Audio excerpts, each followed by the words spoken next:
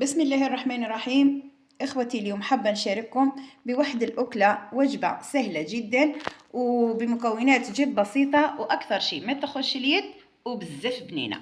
تبعوا معايا برك طريقة التحضير كيفاش درتها، إن شاء الله تنال إعجابكم. وإذا عجبتكم ما تبخلوش عليا بجمع الاشتراك في القناة فضلا وليس أمرا. نبدأ مباشرة في طريقة التحضير بلا ما ننسى الصلاة والسلام على رسول الله. بسم الله. هنا شوفوا فورت الخرشف، شوفوا كيفاش طابت، طيبتها مليح والنوعيه مليحه الحلوه ماشي المره هذيك. هنا عندي زوج بيضات، درت شويه تاع لي زيبيس، الكركم، ملح، فلفل كحل وشويه تاع كزبر مرحي. راح نكسر زوج البيضات هذو هكذا، ونضيف زوج ملاعق تاع الفرينه هكذا.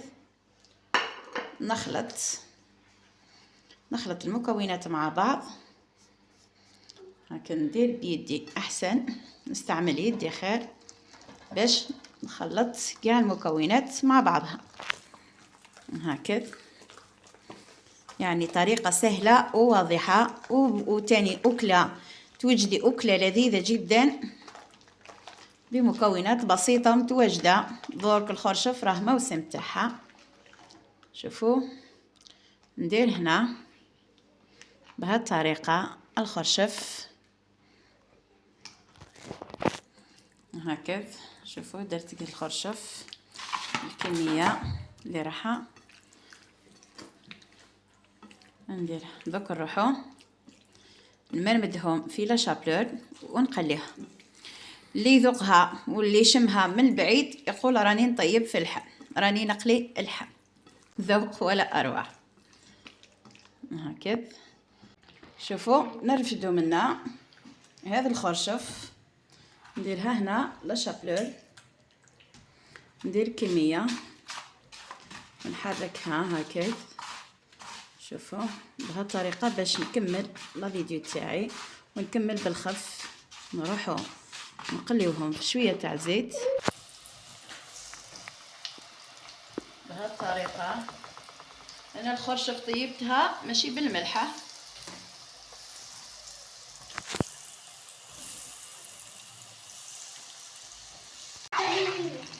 شوفوا نقلبهم هكذا بهالطريقة. انا هنا ما كثرتش الزيت،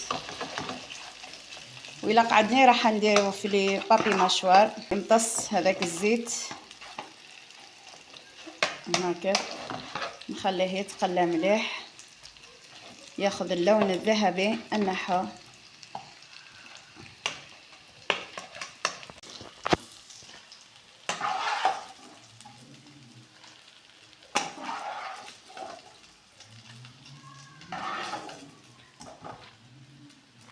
شوفوا بعد ما قليته كامل، شوفوا كيفاش جالي. راح واش نديرو؟ نروحو للمقله تاعنا. دوك تشوفوا واش راح ندير. عندي شويه تاع زيت نبات، زيت زيتون، مع حبه بصله كبيره رقيتها، مع حبه طماطم. راح نخليهم شويه تاع سكر، شويه برك، مع الثوم انا درتها درسه. شوفوا شويه تاع قرصه تاع الملح، قرصه برك خاطش في الخرشف دوك درنا له الملح ما نكثروش. نخليهم يدبالوا بيان سور. ما ننساوش لي زيبيس، نفس التوابل اللي تبلت الاولى الخرشف راح نتبل هنا. عندي شويه تاع الكركم، كزبر مرحي، شويه تاع فلفل كحل هكذا. نخليه نغطيه ونخليه يتقلى مليح بلا ما ننسى شويه تاع فلفل عكري هكذا،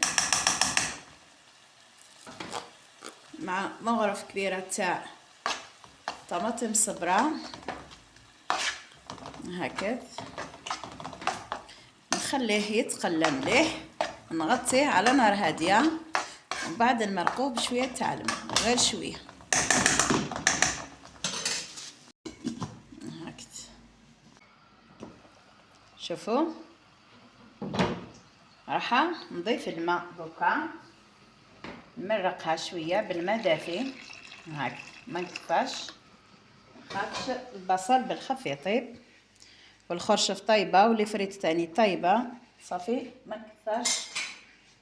شوفوا هكذا نحركها ونخليها شويه برك، من بعد نرمي هذيك الخرشف مع الفريت حتى يتشرب هذا لاصوص، تجي واحد البنة ولا أروع، أكلة لذيذة خفيفة وظريفة، غير سيوها بهذه الطريقة. الخرشف اللي ما ياكلش الخرشف يولي بهذه الطريقة ياكلو، أكيد صدقوني طبق سهل واقتصادي. شوفوا دوكا راح نرمي قلت لكم هذيك الخرشف هكذا. شوفوا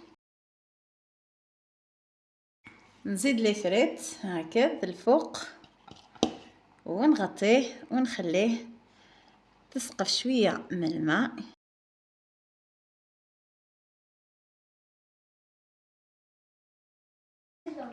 نزيد شويه نضيف له شويه تاع الجبن هكذا، فرماج رابي، تقدروا تستغنوا عليه الا ما كنتش حابين تخلوه هكذا برك بلا صوص مع لي فريت، وتجي لاصوص ثقيله والطبق لذيذ جدا. غير جربوه اكيد راح ينال اعجابكم. نغطيها ومن بعد نوريها لكم في صحن التقديم. شوفوا الطبق كيفاش راه، كيفاش جاء ولا اروع. شوف هاوليك الطبق تاعنا، ان شاء الله تنال اعجابكم هذه الوصفه. نبقيكم على خير، نقولكم الى فيديوهات واحده اخرين ان شاء الله، وشكرا.